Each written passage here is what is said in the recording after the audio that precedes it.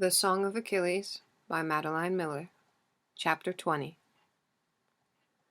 We gained the beach and pulled the first ships onto the sand. Scouts were sent ahead to watch for further Trojan ambush, and guards were posted. Hot though it was, no one took off his armor. Quickly, while ships still clogged the harbor behind us, lots were drawn for the placement of each kingdom's camp. The spot assigned to the Pythians was at the farthest end of the beach, away from where the marketplace would be, away from Troy and all the other kings. I spared a quick glance at Odysseus. It was he who had chosen the lots. His face was mild and inscrutable, as always. "How do we know how far to go?" Achilles asked. He was shading his eyes and looking north. The beach seemed to stretch on forever. "When the sand ends," Odysseus said. Achilles gestured our ships up the beach, and the Myrmidon captains began unsnarling themselves from the other fleet lines to follow. The sun beat down on us. It seemed brighter here, but perhaps that was only the whiteness of the sand. We walked until we came to a grassy rise springing from the beach. It was crescent-shaped, cradling our future camp at the side and back. At its top was a forest that spread east towards a glinting river. To the south, Troy was a smudge on the horizon. If the pick had been Odysseus's design, we owed him our thanks. It was the best of the camps by far, offering green and shade and quiet. We left the Myrmidons under Phoenix's direction and made our way back to the main camp. Every place we walked buzzed with the same activities, dragging ships onto the shore, setting tents, unloading supplies. There was a hectic energy to the men, a manic purpose. We were here, at last. Along the way we passed the camp of Achilles' famous cousin, towering Ajax, king of the Isle of Salamis. We had seen him from afar at Aulis and heard the rumors. He cracked the deck of the ship when he walked. He had borne a bull a mile on his back. We found him lifting huge bags out of his ship's hold. His muscles looked large as boulders. "Son of Telamon," Achilles said. The huge man turned. Slowly, he registered the unmistakable boy before him. His eyes narrowed, and then stiff politeness took over. "Peleus," he said thickly.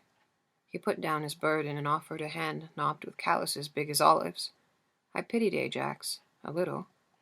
He would be Aristosation, if Achilles were not.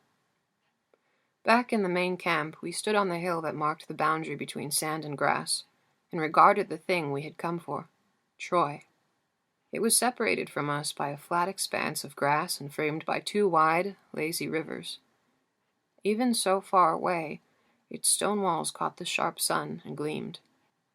We fancied we could even see the metallic glint of the famous Scaean gate, its brazen hinges said to be tall as a man.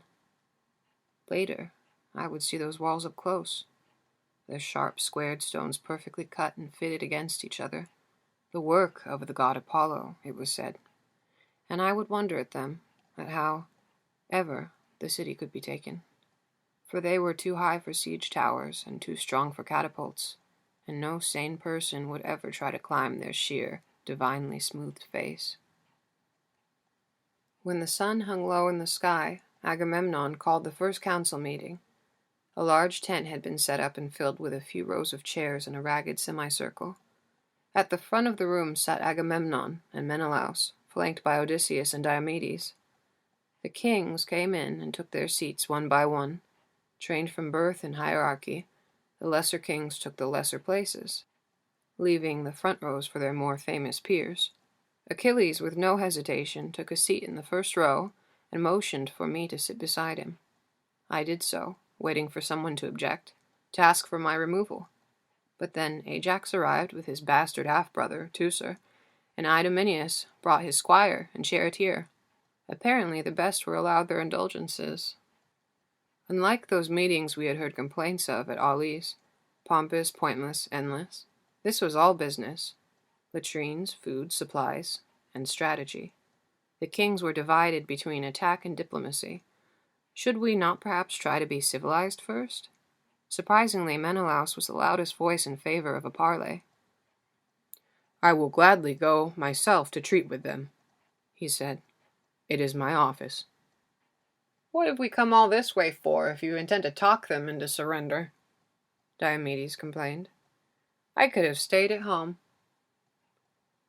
"We are not savages," Menelaus said stubbornly. "Perhaps they will hear reason." "But not likely. Why waste the time?" "Because, dear King of Argos, if war comes after some diplomacy or delay, we do not seem so much the villains." This was Odysseus. "Which means the cities of Anatolia will not feel so much duty to come to Troy's aid." "You are not for it then, Ithaca?" Agamemnon asked. Odysseus shrugged. "There are many ways to start a war. I always think raiding makes a good beginning. It accomplishes almost the same thing as diplomacy, but with a greater profit." "Yes, raiding," brayed Nestor. "We must have a show of strength before anything else." Agamemnon rubbed his chin and swung his gaze over the room of kings. "I think Nestor and Odysseus are correct. Raids first. Then perhaps we will set an embassy. We begin tomorrow." He needed to give no further instructions. Raiding was typical siege warfare. You would not attack the city, but the lands that surrounded it, that supplied it with grain and meat. You would kill those who resisted, make serfs of those who did not. All their food went now to you, and you held their daughters and wives as hostages to their loyalty. Those who escaped would flee to the city for sanctuary. Quarters would quickly grow crowded and mutinous. Disease would arise. Eventually the gates would have to open, out of desperation if not honor. I hoped that Achilles might object, declare that there was no glory in killing farmers. But he only nodded, as if this were his 100th siege, as if he had done nothing but lead raids his whole life. "One final thing. If there is an attack, I do not want chaos. We must have lines and companies." Agamemnon shifted in his chair, seemed almost nervous. Well, he might be. Our kings were prickly, and this was the first distribution of honor, the place in line. If there was rebellion against his authority, now would be the time. The very thought of it seemed to anger him, and his voice grew rougher. This was a frequent fault of his. The more precarious his position, the more unlikable he became. "Menelaus and I will take the center, of course." There was a faint ripple of discontent at that, but Odysseus spoke over it. "Very wise, King of Mycenae. Messengers will be able to find you easily." "Exactly so." Agamemnon nodded briskly, as if that had indeed been the reason. "To my brother's left will be the Prince of Phthia, and to my right, Odysseus. The wings will be Diomedes and Ajax." All of these were the most dangerous positions, the places where the enemy would seek to flank or punch through. They were therefore the most important to hold at all costs, and the most prestigious. "The rest shall be determined by lot." When the murmur had died, Agamemnon stood. "It is settled. We begin tomorrow. Raids at sunup." The sun was just setting as we walked back up the beach to our camp. Achilles was well pleased. One of the greatest places of primacy was his. And without a fight. It was too soon for dinner, so we climbed the grassy hill that lay just beyond our camp, a thin thrust of land emerging from the woods. We stopped there a moment, surveying the new camp and the sea beyond. The dying light was in his hair, and his face was sweet with evening. A question had burned in me since the battle on the ships, but there had been no time before now to ask it. "Did you think of them as animals, as your father said?" He shook his head. "I did not think at all." Over our heads the gulls screamed and wheeled. I tried to imagine him bloodied and murderous after his first raid tomorrow. "Are you frightened?" I asked. The first call of a nightingale in the trees at our backs. "No," he answered. "This is what I was born for." I woke next morning to the sound of Trojan waves against the Trojan shore. Achilles still drowsed beside me, so I left the tent to let him sleep. Outside the sky was as cloudless as the day before, the sun bright and piercing, the sea throwing off great sheets of light. I sat and felt the drops of sweat prick and pool against my skin. In less than an hour the raid would begin. I had fallen asleep thinking of it. I had woken with it. We had discussed already that I would not go. Most of the men would not. This was a king's raid, picked to grant first honors to the best warriors. It would be his first real kill. Yes, there had been the men on the shore the previous day, but that had been a distant thing, with no blood that we could see. They had fallen almost comically, from too far away to see their faces or pain. Achilles emerged from the tent, already dressed. He sat beside me and ate the breakfast that was waiting for him. We said little. There were no words to speak to him of how I felt. Our world was one of blood, and the honor it won. Only cowards did not fight. For a prince there was no choice. You warred and won, or you warred and died. Even Chiron had sent him a spear. Phoenix was already up and marshalling the Myrmidons who would accompany him down by the water's edge. It was their first fight, and they wanted their master's voice. Achilles stood, and I watched as he strode towards them, the way the bronze buckles on his tunic threw off fire flashes, the way his dark purple cape brightened his hair to sun's gold. He seemed so much the hero. I could barely remember that only the night before we had spit olive pits at each other, across the plate of cheeses that Phoenix had left for us, that we had howled with delight when he had landed one, wet and with bits of fruit still hanging from it, in my ear. He held up his spear as he spoke, and shook its gray tip, dark as stone or stormy water. I felt sorry for other kings who had to fight for their authority or wore it proudly, their gestures jagged and rough. With Achilles, it was graceful as a blessing, and the men lifted their faces to it as they would to a priest. After, he came to bid me farewell. He was life-size again and held his spear loosely, almost lazily. "Will you help me put the rest of my armor on?" I nodded and followed him into the cool of the tent, past the heavy cloth door that fell closed like a lamp blown out. I handed him bits of leather and metal as he gestured for them, coverings for his upper thighs, his arms, his belly. I watched him strap these things on one by one, saw the stiff leather dig into his soft flesh, skin that only last night I had traced with my finger. My hand twitched towards him, longing to pull open the tight buckles, to release him. But I did not. The men were waiting. I handed him the last piece, his helmet, bristling with horsehair, and watched as he fitted it over his ears, leaving only a thin strip of his face open. He leaned towards me, framed by bronze, smelling of sweat and leather and metal. I closed my eyes, felt his lips on mine, the only part of him still soft. Then he was gone. Without him, the tent seemed suddenly much smaller, close and smelling of the hides that hung on the walls. I lay on our bed and listened to his shouted orders, then the stamps and snorts of horses. Last of all, the creaking of his chariot wheels as they bore him off. At least I had no fears for his safety. As long as Hector lived, he could not die. I closed my eyes and slept. I woke to his nose on mine, pressing insistently against me as I struggled from the webbing of my dreams.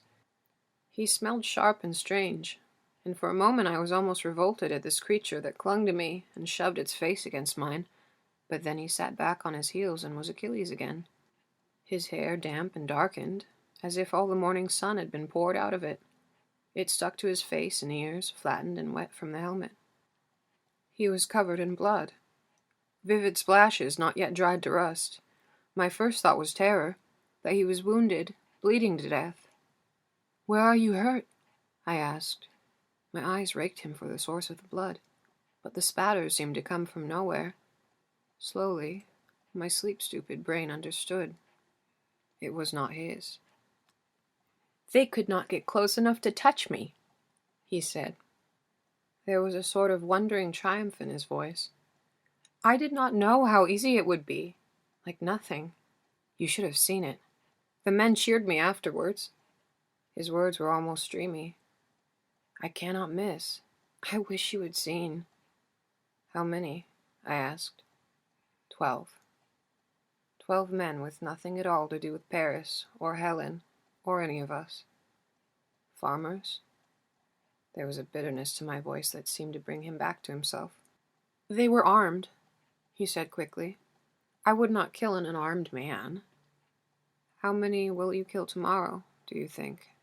I asked. He heard the edge in my voice and looked away. The pain on his face struck me, and I was ashamed. Where was my promise that I would forgive him? I knew what his destiny was, and I had chosen to come to Troy anyway. It was too late for me to object simply because my conscience had begun to chafe. I'm sorry, I said. I asked him to tell me what it was like, all of it, as we had always spoken to each other, and he did. Everything. How his first spear had pierced the hollow of a man's cheek, carrying flesh with it as it came out the other side. How the second man had fallen struck through the chest. How the spear had caught against his rib cage when Achilles tried to retrieve it. The village had smelled terrible when they left it, muddy and metallic with the flies already landing. I listened to every word, imagining it was a story only. As if it were dark figures on an urn he spoke of, instead of men. Agamemnon posted guards to watch Troy every hour of every day. We were all waiting for something, an attack or an embassy or a demonstration of power, but Troy kept her gates shut, and so the raids continued. I learned to sleep through the day so that I would not be tired when he returned. He always needed to talk then, to tell me, to the last detail, about the faces and the wounds and the movements of men, and I wanted to be able to listen, to digest the bloody images, to paint them flat and unremarkable onto the vase of posterity, to release him from it and make him Achilles again. Chapter 21. With the raids came the distribution. This was a custom of ours, the awarding of prizes, the claiming of war spoils.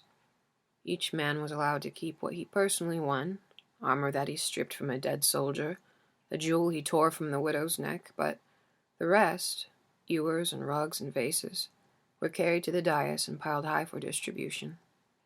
It was not so much about the worth of any object as about honor. The portion you were given was equal to your standing in the army.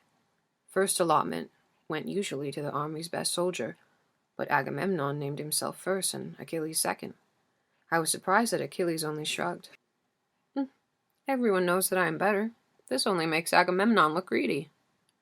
He was right, of course, and it made it all the sweeter when the men cheered for us, tottering beneath our pile of treasure, and not for Agamemnon. Only his own Mycenaeans applauded him. After Achilles came Ajax, then Diomedes and Menelaus, and then Odysseus, and on and away until Cybriones was left and only wooden helmets and chipped goblets. Sometimes, though, if a man had done particularly well that day, the general might award him something particularly fine, even before the first man's turn. Thus, even Cybriones was not without hope. In the third week, a girl stood on the dais, amidst the swords and woven rugs and gold.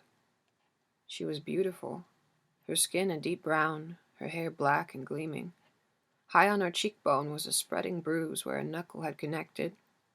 In the twilight her eyes seemed bruised as well, shadowed, as if with Egyptian kohl. Her dress was torn at the shoulder and stained with blood. Her hands were bound. The men gathered eagerly. They knew what her presence meant. Agamemnon was giving us permission for camp followers, for spear wives and bed slaves.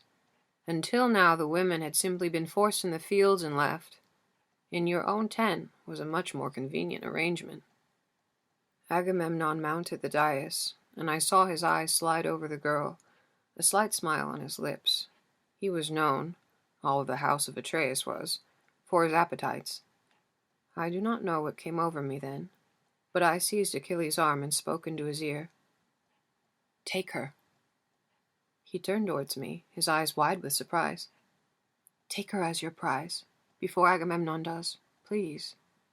He hesitated, but only a second. "Men of Greece!" He stepped forward, still in the day's armor, still smeared with blood. "Great king of Mycenae!" Agamemnon turned to face him, frowning. Peleus. I would have this girl as my war prize. At the back of the dais, Odysseus raised an eyebrow. The men around us murmured. His request was unusual, but not unreasonable. In any other army, first choice would have been his anyway. Irritation flashed in Agamemnon's eyes.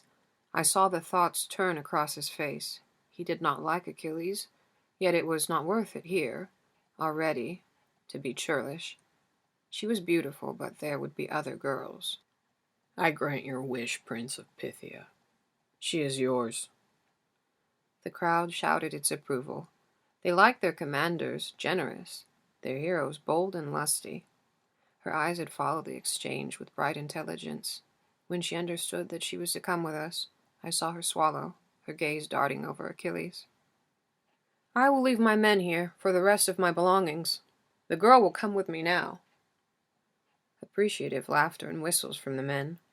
The girl trembled all over, very slightly, like a rabbit checked by a hawk overhead. Come, Achilles commanded. We turned to go. Head down, she followed. Back in our camp, Achilles drew his knife, and her head jerked a little with fear. He was still bloody from the day's battle. It had been her village he had plundered. Let me, I said. He handed me the knife and backed away, almost embarrassed. I'm going to free you, I said. Up close I saw how dark her eyes were, brown as richest earth, and large in her almond-shaped face. Her gaze flickered from the blade to me. I thought of frightened dogs I had seen, backed small and sharp into corners. No, no, I said quickly. We will not hurt you. I'm going to free you. She looked at us in horror. The gods knew what she thought I was saying. She was an Anatolian farm girl, with no reason to have ever heard Greek before. I stepped forward to put a hand on her arm to reassure. She flinched as if expecting a blow. I saw the fear in her eyes, of rape, and worse. I could not bear it. There was only one thing I could think of. I turned to Achilles and seized the front of his tunic. I kissed him. When I let go again, she was staring at us, staring and staring. I gestured to her bonds and back to the knife. All right? She hesitated a moment, then slowly offered her hands. Achilles left to speak to Phoenix about procuring another tent. I took her to the grass-sided hill and had her sit while I made a compress for her bruised face. Gingerly, eyes downcast, she took it. I pointed to her leg. It was torn open, a long cut along her shin. May I see? I asked, gesturing. She made no response, but reluctantly let me take her leg, dress the wound, and tie it closed with bandages. She followed every movement of my hands and never met my gaze.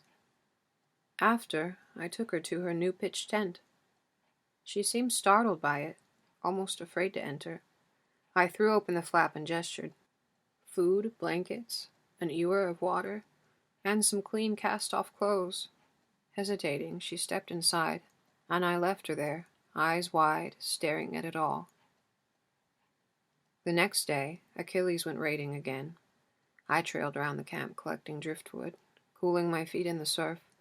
All the time I was aware of the new tent in the camp's corner. We had seen nothing of her yet. The flap was shut tight as Troy. A dozen times I almost went to call through the fabric. At last, at midday, I saw her in the doorway. She was watching me, half hidden behind the folds. When she saw that I had noticed her, she turned quickly and went to leave.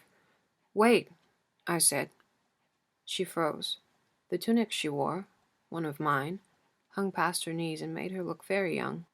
How old was she? I did not even know. I walked up to her. Hello. She stared at me with those wide eyes. Her hair had been drawn back, revealing the delicate bones of her cheeks. She was very pretty. Did you sleep well? I do not know why I kept talking to her. I thought it might comfort her. I had once heard Chiron say that you talk to babies to soothe them. Patroclus, I said, pointing at myself. Her eyes flickered to me, then away. Patroclus, I repeated slowly. She did not answer, did not move. Her fingers clutched the cloth of the tent flap. I felt ashamed then. I was frightening her. "I will leave you," I said. I inclined my head and made to go. She spoke something, so low I could not hear it. I stopped. "What?" "Briseis," she repeated. She was pointing to herself. "Briseis," I said. She nodded, shyly. That was the beginning. It turned out that she did know a little Greek, a few words that her father had picked up and taught her when he heard the army was coming. Mercy was one. Yes and please and what do you want? A father teaching his daughter how to be a slave. During the days, the camp was nearly empty but for us. We would sit on the beach and halt through sentences with each other. I grew to understand her expressions first, the thoughtful quiet of her eyes, the flickering smiles she would hide behind her hand. We could not talk of much in those early days, but I did not mind. There was a peace in sitting beside her, the waves rolling companionably over our feet. Almost it reminded me of my mother, but Briseis's eyes were bright with observation, as hers had never been. Sometimes in the afternoons we would walk together around the camp, pointing to each thing she did not know the name of yet. Words piled on each other so quickly that soon we needed elaborate pantomimes. Cook dinner, have a bad dream. Even when my sketches were clumsy, Briseis understood and translated it into a series of gestures so precise that I could smell the meat cooking. I laughed often at her ingenuity, and she would grant me her secret smile. The raiding continued. Every day Agamemnon would climb to the dais amidst the day's plunder and say, "No news." No news meant no soldiers, no signals, no sounds from the city. It sat stubbornly on the horizon and made us wait. The men consoled themselves in other ways. After Briseis, there was a girl or two on the dais nearly every day. They were all farm girls with calloused hands and burnt noses, used to hard work in the sun. Agamemnon took his share and the other kings as well. You saw them everywhere now, weaving between tents, slopping buckets of water onto their long wrinkled dresses, whatever they happened to be wearing the day they were taken. They served fruit and cheese and olives, carved meat, and filled wine cups. They polished armor, wedging the carapaces between their legs as they sat on the sand. Some of them even wove, spinning threads from tangled clots of sheep's wool, animals we had stolen in our raids. At night, they served in other ways, and I cringed at the cries that reached even our corner of the camp. I tried not to think of their burnt villages and dead fathers, but it was difficult to banish. The raids were stamped on every one of the girls' faces, large smears of grief that kept their eyes as wobbling and sloppy as the buckets that swung into their legs. And bruises, too, from fists or elbows and sometimes perfect circles, spear butts to the forehead or temple. I could barely watch these girls as they stumbled into camp to be parceled off. I sent Achilles out to ask for them, to seek as many as he could, and the men teased him about his voraciousness, his endless priapism. "Didn't even know you liked girls," Diomedes joked. Each new girl went first to Briseis, who would speak comfort to her in soft Anatolian. She would be allowed to bathe and be given new clothes, and then would join the others in the tent. We put up a new one, larger to fit them all, 8, 10, 11 girls. Mostly it was Phoenix and I who spoke to them. Achilles stayed away. He knew that they had seen him killing their brothers and lovers and fathers. Some things could not be forgiven. Slowly, they grew less frightened. They spun and talked in their own language, sharing the words they picked up from us, helpful words like cheese or water or wool. They were not as quick as Briseis was, but they patched together enough that they could speak to us. It was Briseis' idea for me to spend a few hours with them each day, teaching them. But the lessons were more difficult than I thought. The girls were wary, their eyes darting to each other.